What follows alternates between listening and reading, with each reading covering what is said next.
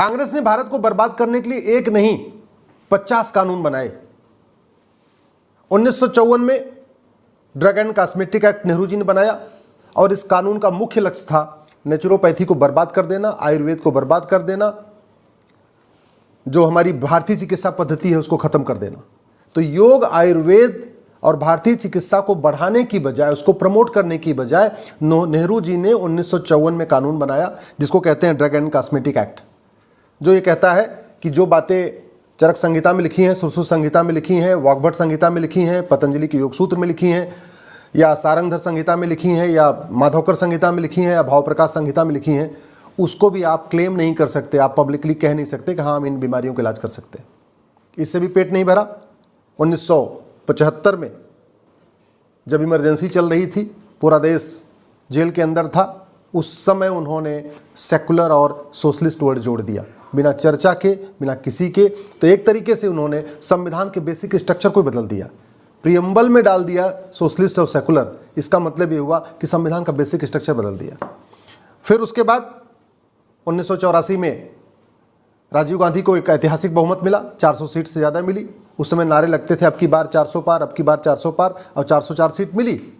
अगले साल 1985 में राजीव गांधी ने सिटीजनशिप एक्ट को बदल दिया और पूरे देश के घुसपैठियों, खासतौर पे जो असम के घुसपैठिए थे, उसका उनको लाभ मिल गया। ये सिटीजनशिप एक्ट कहता है सेक्शन 6 से कि जो असम में आ चुके हैं घुसपैठिए 71 तक, ये सब सारे के सारे नेचुरल वे में भारत के नागरिक बन गए।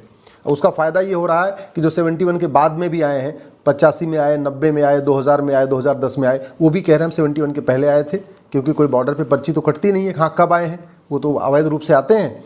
तो घुसपैठियों को निकालने की बजाय, घुसपैठियों के खिलाफ कठोर कानून बनाने की बजाय राजीव गांधी ने 1985 में सेक्शन 6A जोड़ दिया। और ये सेक्शन 6A कश्मीर की आर्टिकल 35A से भी ज़्यादा खतरनाक है।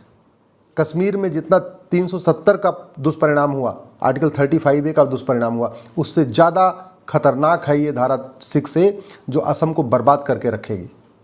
उसके बाद भी पेट नहीं भरा। अगले साल 1986 में साहबानों का मामला आया था सुप्रीम कोर्ट का। सुप्रीम कोर्ट का फैसला पलटने के लिए कानून बना दिया और मुस्लिम महिलाओं को जो गुजारा भत्ता मिलना था उसको बंद कर दिया 1986 में। ये काम भी राजीव गांधी ने किया।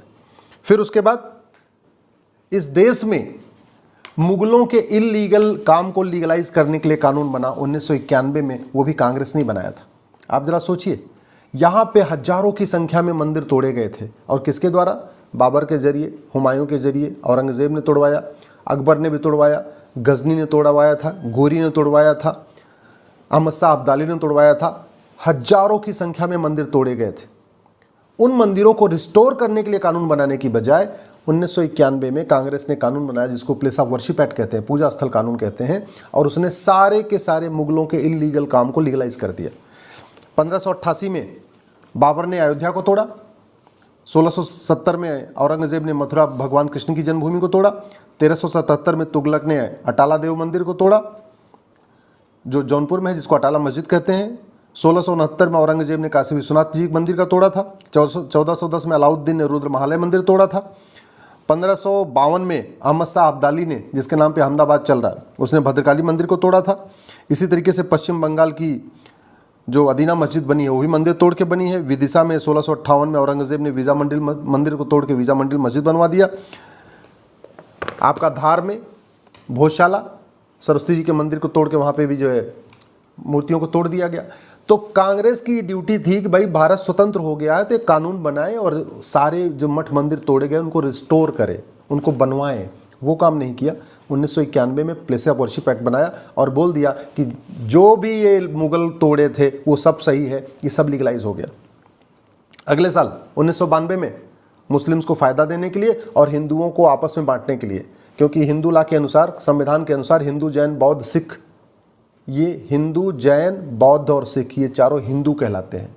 लेकिन 1992 में कानून बना के सिख को भी माइनॉरिटी बना दिया, जैन को भी माइनॉरिटी बना दिया, बौद्ध को भी माइनॉरिटी बना दिया। असली मकसद था मुस्लिम्स को फ़ायदा पहुंचाना, लेकिन एक ही तीर से दो निशान साधा 1992 में। इसको कहते हैं माइनॉरिटी कमीशन एक्ट। अगले साल 1995 में वक्फ एक्ट बना दिया। मुस्लिम्स को पूरे देश की ज़मीन पर कब्जा करने के लिए एक वक्फ एक्ट बनाया 1995 में। अगले फिर 2004 में माइनॉरिटी एजुकेशन एक्ट बना दिया। ये काम मनमोहन सिंह ने किया था। 2010 में FCRA बनाया। इस देश गद्दारों को फंडिंग कराने के लिए, देश विरोधी NGO को फंडिंग कराने के लिए, माओवादियों को, नक्सलियों को, जिहादियों को, मिशनरियों को, अलगाववादियों को, चरमपंथियों को, कट्टरपंथियों को, सफ़ेद पोस्ट नेताओं को, सबको फंडिंग कराने के लिए कानून बना 2010 में। उसको FCRA कहते हैं। 2012 में राइट टू एजुकेशन के दायरे से मदरसे को बाहर निकाल दिया। जब राइट टू एजुकेशन 2009 में बना था तो मदरसे भी उसके दायरे में आते थे। 2012 में उसको बाहर निकाल दिया। ऐसे ही अनेक 50 से ज़्यादा कानून हैं जो कांग्रेस ने बनाया है। कांग्रेस ने गुलामी का नाम नहीं मिटाया, गुलामी का निशान नहीं मिटाया, गुलामी की परंपरा को नहीं ख़त्म किया, गुलामी के रीति रिवाजों को ख़त्म करने के लिए कुछ नहीं किया, गुलामी की भाषा को कम करने के लिए कुछ नहीं किया, गुलामी की पुलिस व्यवस्था को नहीं बदला कांग्रेस ने, गुलामी की न्यायिक व्यवस्था को नहीं बदला कांग्रेस ने, गुलामी की शिक्षा व्यवस्था को कांग्रेस ने नहीं बदला, गुलामी की प्रशासनिक व्यवस्था को कांग्रेस ने नहीं बदला, गुलामी की टैक्स व्यवस्था को नहीं बदला, गुलामी के जितने हमारे पुरानी परंपराएं चल रही थी कि गवर्नर जाएंगे तो ऐसे सैल्यूट होगा, ये जाएंगे तो ऐसे सैल्यूट होगा, ये जाएंगे तो ऐसे सैल्यूट हो जाएगा, वो कुछ नहीं बदला। हाँ, भारत की संस्कृति को, भारत की चिकित्सा व्यवस्था को, भारत की शिक्षा व्यवस्था को, भारत की परंपरा को, भारतीय ज्ञान विज्ञान को ख़त्म करने के लिए एक के बाद एक 50 कानून बनाए। इसलिए मैं आपसे निवेदन करता हूँ, एक बार वोट देने से पहले कांग्रेस के नेताओं से ज़रूर पूछना, एक बार वोट देने के पहले कांग्रेस के नेताओं से ये पूछना कि तुमने गुलामी का कौन सा निशान मिटाया, तुमने गुलामी के खिलाफ कितने काम किए, और तुमने वेद पुराण को क्यों नहीं लागू किया। तब तो ऐतिहासिक बहुमत था। आप कांग्रेस के नेताओं से पूछिए कि आपके तो पास 1950 से लेके नेहरू जी को लगातार ऐतिहासिक बहुमत मिल रहा था, इंदिरा जी को लगातार ऐतिहासिक बहुमत मिला, राजीव गांधी को तो 404 सीट मिली। इतने साल सत्ता में रहने के बाद समान शिक्षा क्यों नहीं लागू किया, समान नागरिक संहिता क्यों नहीं लागू किया, घुसपैठ के खिलाफ कठोर कानून क्यों नहीं बनाया, धर्मांतरण के खिलाफ कठोर कानून क्यों नहीं बनाया, जनसंख्या नियंत्रण, जनसंख्या विस्फोट रोकने के लिए कठोर कानून क्यों नहीं बनाया, तुमने अश्लीलता नियंत्रण के लिए कानून क्यों नहीं बनाया, तुमने नशा के खिलाफ कठोर कानून क्यों नहीं बनाया, तुमने भारत के संविधान को लागू करने के लिए क्यों नहीं बनाया, तुमने वेद पुराण को जन जन तक पहुंचाने के लिए वेद पुराण को शिक्षा व्यवस्था में शामिल क्यों नहीं किया, तुमने भगवत गीता और रामायण को एजुकेशन में क्यों नहीं डाला, तुमने सेकुलर शब्द भारत में क्यों जोड़ा, तुमने सोशलिस्ट शब्द भारत में क्यों जोड़ा। ये आप कांग्रेस वालों से पूछना, क्योंकि वैसे तो आपको मिलेंगे नहीं, लेकिन अब इलेक्शन आ रहा है तब ये कांग्रेस के नेता आपके पास आएंगे। और इस बार आप जो वोटिंग करना वो दिल लगा के मत करना, दिमाग लगा के करना। इस बार जो वोट देना वो सोच समझ के वोट देना। इस बार जो वोट देना जाति के आधार पर मत देना, भाषा के आधार पर मत देना, क्षेत्र के आधार पर मत देना। इस बार वोट देना मुद्दों के आधार पर। जो वोट मांगने आए उससे ये जरूर पूछना कि तुम नशे के खिलाफ कठोर कानून बनाओगे कि नहीं, और बनाओगे तो इसकी घोषणा करो। जो आए यहाँ पे वोट मांगने आपके दरवाजे पे उससे पूछना कि भ्रष्टाचार के खिलाफ कठोर कानून क्यों नहीं बन रहा है। जो आपसे वोट मांगने आए उससे पूछना ये थाने दलाली के अड्डे क्यों बने हुए हैं, ये तहसील में भ्रष्टाचार इतना क्यों है, ये हवलदार पेशकार इतना देश को क्यों लूट रहे हैं। भ्रष्टाचार के खिलाफ कठोर कानून कब बनेगा, हवाला के खिलाफ कठोर कानून कब बनेगा, संपत्ति को आधार से लिंक कब किया जाएगा, घुसपैठियों को कब निकाला जाएगा, धर्मांतरण कराने वाले मिशनरियों और जिहादियों पे कठोर कार्रवाई कब होगी। ये आप पूछना। अगर आप नहीं पूछोगे तो याद रखिए, जैसे पाकिस्तान से मिट गए, अफगानिस्तान से ख़त्म हो गए, बांग्लादेश से भी ख़त्म होने के कगार पे हैं, भारत के 9 राज्यों से ख़त्म हो चुके हैं, भारत के 200 जिलों में ख़त्म हो चुके हैं, भारत की 300 तहसीलों में ख़त्म हो चुके हैं। देखते देखते एक दिन अपने ज़िले में भी आप ख़त्म हो जाओगे। और कश्मीर वाले तो पलायन करके दिल्ली आ गए, बंगाल वाले तो पलायन करके असम में चले गए, मणिपुर वाले पलायन करके फिर बगल के राज्यों में चले गए। आप कहाँ जाओगे, सोचना आपने। इसलिए इन वोट जीवी और नोट जीवी नेताओं से खुल के सवाल करिए।